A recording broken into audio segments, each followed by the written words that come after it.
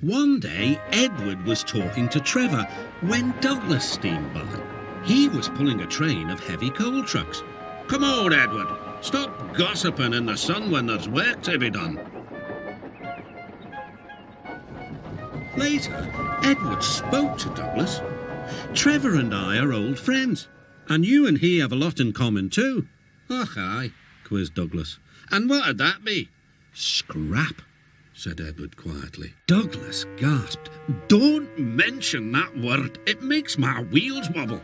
"It does the same to Trevor," replied Edward. "He was being sent to the scrapyard, but the vicar and I saved him, and now he's really useful again. Even so, the Fat Controller certainly does need another steam engine here."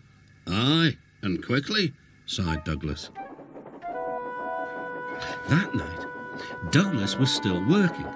He had taken the midnight goods train to a station at a faraway part of the island where only the diesels work.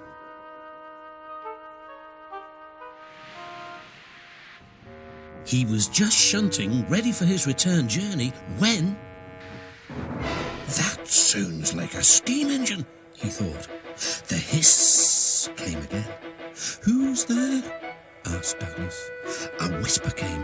"Are you a Fat Controller's engine?" "I intruded." "Thank goodness. I'm Oliver, and I'm with my brake van towed.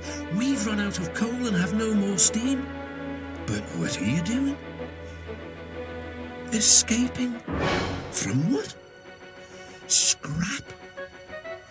Douglas shivered. Then he remembered Edward's story about saving Trevor. "I'll be glad to help you," he said. "It'll have to look as if you're ready for scrap, and I'm taking you away." The drivers and firemen agreed to help too. Everyone worked fast. "No time to turn around," panted Douglas. "I'll run tender first. Come on."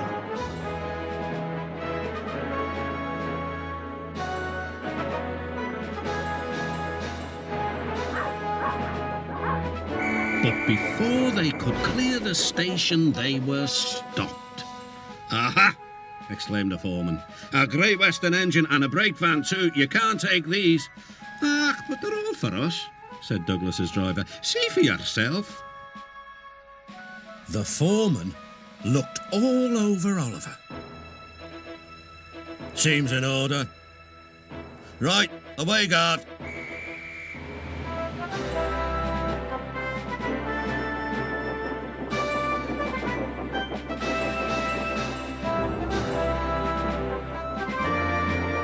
"That was a neat thing," puffed Douglas. "We've had worse," smiled Oliver. And they forged ahead.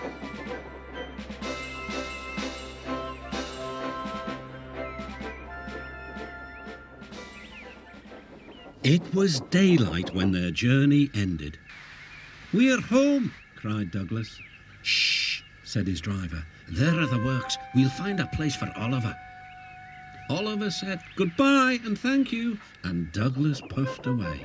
The next day, Douglas told the other engines all about Oliver. "The Fat Controller will have to know," said James. "Douglas should tell him at once," added Gordon. "Well, here he is," said a voice. "Now, what's this all about?" "Beg pardon, sir, but we do need another engine."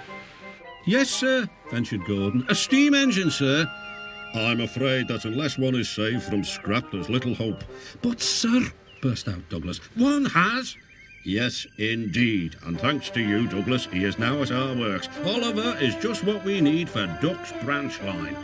Everyone cheered. Now Oliver and Toad are mended and painted in full Great Western colours. Duck and Oliver are happy on their branch line. The others laughed at first and called it the Little Western.